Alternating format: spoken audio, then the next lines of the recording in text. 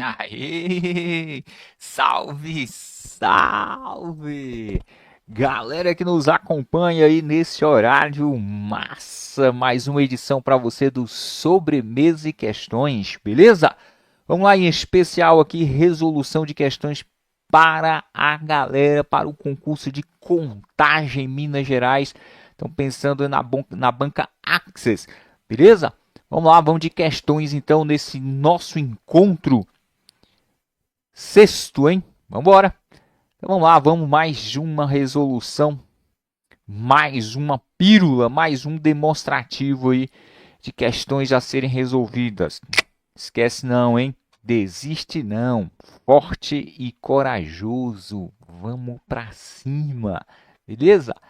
Vamos lá, minha gente. Diz aí, ó. O que significa? Claro, já compartilha esse vídeo aí com aquele seu amigo que vai fazer o concurso também. Já dá um like aí pra gente, tá? Para continuarmos aqui com esse trabalho, com esse projeto, levando aí mais pessoas a terem o conhecimento e evoluírem aí nas questões de concurso público, de informática, que esse entendimento, que esse conhecimento seja cada vez maior e possa fazer com que todo mundo tenha acesso a isso aí, tá bom? Valeu então? Simbora! Então, o que significa um computador ter uma placa de vídeo on-board? Lembrar que hoje a gente encerra uh, é, essa parte de hardware, questões da parte física. A partir de amanhã, então, na nossa sétima live, a gente faz a abordagem ali de sistemas operacionais, tá? Então, vamos lá. Então, o que significa em um computador ter uma placa de vídeo on-board? E esse aqui é o detalhe, ó. O que é uma placa de vídeo on-board? Em contradição ao on-board, né, eu tenho uma placa de vídeo off-board. Off-board. Então, o que isso significa? A, B, C, D ou E? Então, ele quer que a gente descreva o conceito de ter uma placa de vídeo on-board. Então, que a placa de vídeo é projetada para novos jogos.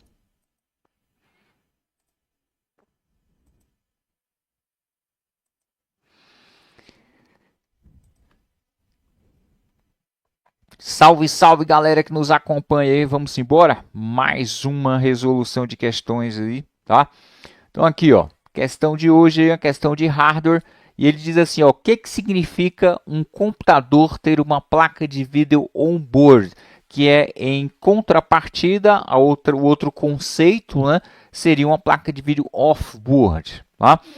Então, quando ele traz a placa de vídeo on-board, ele quer dizer o quê? O que isso tecnicamente, né, significa?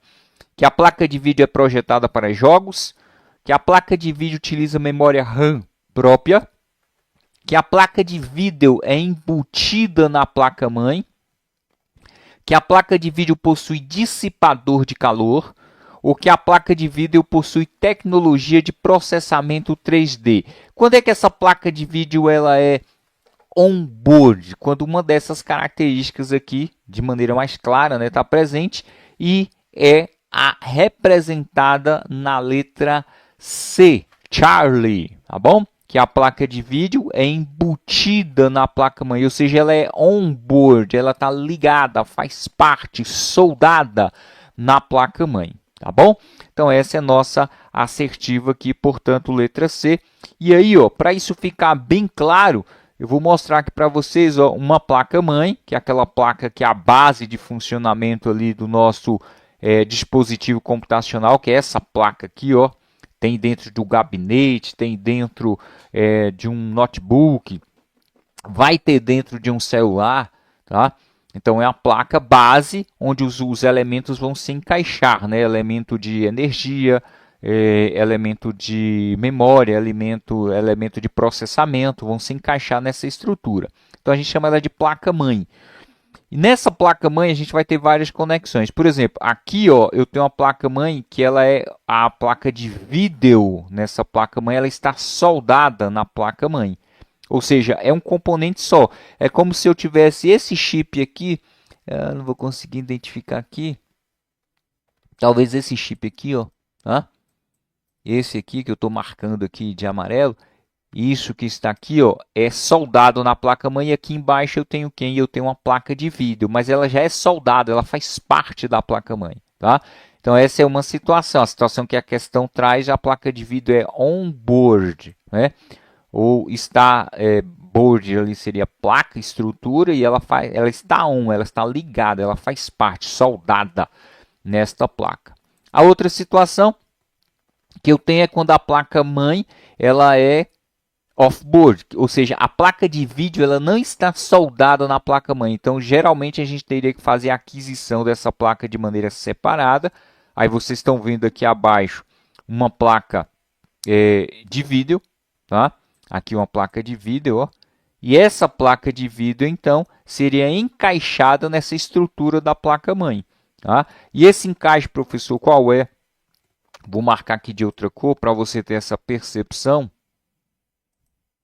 Seria esse encaixe aqui, ó, por exemplo, tá? Esse encaixe aqui, ó, é encaixado essa placa aqui. Então ela vem, encaixa aqui e o cabo de conexão vai ser ligado aqui no fundo da placa de vídeo, ou seja, no fundo do nosso gabinete. Ele vai aparecer aqui no final, ó, aqui assim, ó, para você encaixar a conexão de vídeo direto nessa estrutura que é essa placa de vídeo separada. Então, a placa-mãe, que é a minha estrutura principal, ela pode ser on-board ou off-board. On-board, quando a placa, um componente, por exemplo, uma placa de vídeo, está soldada na placa-mãe. E a placa ela é off-board, quando eu preciso conectar, preciso encaixar, preciso ligar, porque ela não vem ligada, não vem soldada na estrutura do meu dispositivo computacional. Tá bom? É assim que funciona essas estruturas do ponto de vista físico, se o equipamento é on-board ou é off-board, com relação à parte de hardware, a parte física. Bom, então só para a gente matar a questão aí, não restarem dúvidas. Vamos embora, o que tem mais aí para a gente? Mais uma aí, ó. Acerca dos conceitos básicos sobre hardware, é correto afirmar que... Então, basicamente, um conceito que envolve memórias. Lembramos aí que nós temos duas classificações das memórias.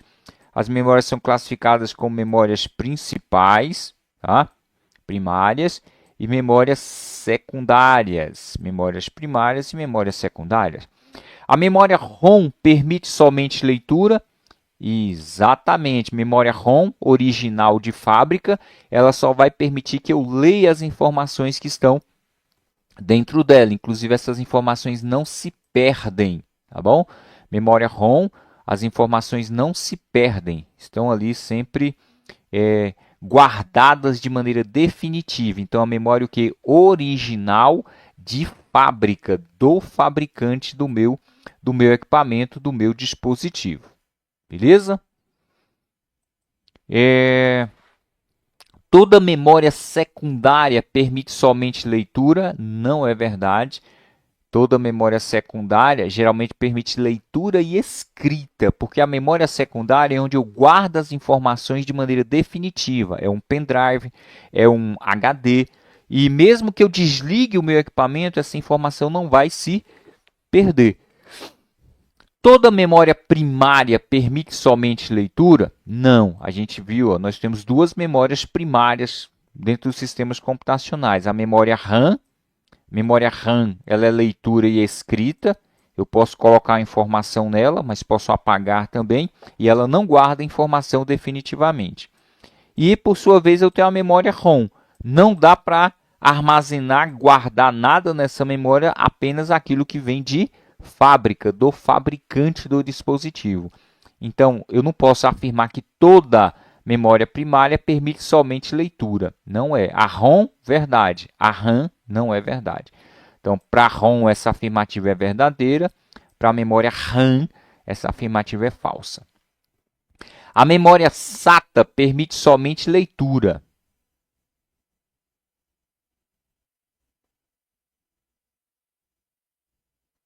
Então, por enquanto, eu estou com a alternativa A ali como resposta certa, né?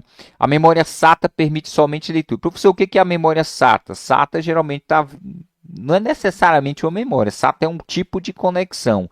Mas se eu entender que aqui é um HD, que a gente liga ele a partir de uma conexão chamada SATA, tá? Essa afirmativa está errada aqui.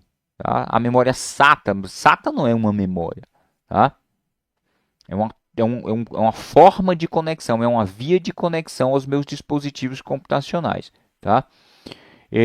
Mas se eu entender que é o HD, mesmo assim ele está dizendo que é somente leitura. Isso não é verdade. Essas memórias elas são leituras e escrita. A memória SSD, e aqui novamente ele está falando de um tipo de dispositivo de armazenamento, né, que é mais novo com relação a conceitos do que o HD antigo, então usa uma tecnologia melhor, o SSD e mais rápida. Novamente ele vai dizer que permite somente leitura, está errado. Então vamos ficar aqui, ó, com memória ROM. Memória ROM é o que? Aquela memória que é original de fábrica e permite o que? Leitura e leitura. Memória ROM, leitura. Se fosse a memória RAM, aí sim, memória RAM, eu tenho leitura e escrita. Tá? Memória RAM, leitura barra escrita. Ou o que é mais comum a gente encontrar nas questões é o read, R, barra W, de writer. Então, leitura e escrita. Geralmente é assim que é interposto ali nas questões, tá bom? Vamos embora, mais uma então? Mais uma questãozinha aí nessa tarde. Opa, lembrando aí de que teclas de atalho, minha gente, teclas de atalho. Então, questão de tecla de atalho é questão dada ali na sua prova, tá? Então tem que estar atento, tem que conhecer teclas de atalho para a gente não correr o risco de errar uma questão, né? Que seu concorrente certamente vai acertar aí, beleza? Então estejamos atentos aí. O que ele está dizendo aqui então com relação a teclas de atalho? Então nós temos algumas teclas nos sistemas computacionais, então de maneira específica nos teclados, que devem ser observadas, né? A exemplo da tecla logomarca do Windows, a exemplo da tecla ESC, tecla Enter de confirmar, o ESC é de escape, é de escapar, de sair, tecla Shift, usado para ativar o modo maiúsculo enquanto pressionada, ou acessar o caractere superior de uma tecla. Então a tecla tem dois caracteres, eu quero o de cima, eu uso o Shift, pressiono o Shift seguro. Tecla Backspace é usada para apagar um caractere à esquerda do cursor. E aquela famosa combinação, né, Ctrl Alt Del, que permite acesso ao gerenciador de tarefas do Windows. Gerenciador de tarefas do Windows. E aqui uma brincadeira, né, uma combinação de teclas, a exemplo de Windows mais C, que vai acionar aí o assistente virtual do Windows 10, que é a Cortana, tá bom? Então, exemplos aí de teclas de atalho. Vamos ver o que a banca cobra aqui, então, nessa questão. Então, questão aqui da banca Access, tá? Para fechar um aplicativo aberto na tela, usando o teclado, deve-se pressionar... Opa, então questão bem tranquila, ó. Eu tenho um aplicativo aberto aqui, a exemplo aí da calculadora. Vou colocar a calculadora na tela, tá? E aí eu vou usar uma combinação de teclas para o quê? Para fechar a calculadora do Windows. Então, qual seria essa combinação realizada pelo usuário que vai permitir que a calculadora, que é um programa, um aplicativo que está aberto na tela, que nós vamos conseguir fechar ele. Alt X, Alt Z, Alt mais F4 ou Ctrl Alt X. Então, algumas alternativas aí para que nós possamos marcar a alternativa correta. Então, quem acompanhou as aulas aí, quem vai assistindo, quem está ligado aí, tá? Na mentoria, ligado no curso, trabalhando teclas de atalho, vai saber que a resposta correta, sem sombra de dúvidas, é: eu quero alternar o formato dessa janela, é uma janela que está aberta, eu quero alternar e eu quero fechar uma janela que são 4 cantos, né? Então, alternar, ó, alternar, fechando essa janela que são 4 cantos. Então, quando eu uso aqui Alt F4, a janela que está aberta, ela vai ser fechada via tecla de atalho.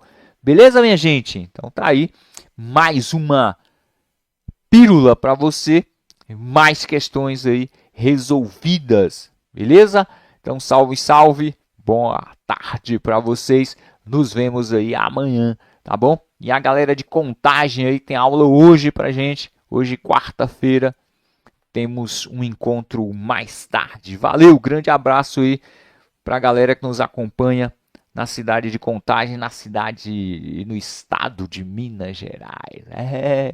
Valeu, meu povo. Grande abraço aí, galera de Conquista também. Abraço aí pra vocês. Vamos seguir firme aí. Vamos lembrar aí, ó. Vem concurso aí da Prefeitura de Jequié, aqui pertinho da gente. Então cola com a gente aí que tem novidade, tá? Cola aí, certamente aí Barra do Choça e Prefeitura Municipal de Conquista vem novidades por aí também, tá? Então a galera da região fica atento aí que teremos processos seletivos e mais concursos aqui na região. Valeu, minha gente, um abraço para vocês aí. Nos vemos. Vamos embora.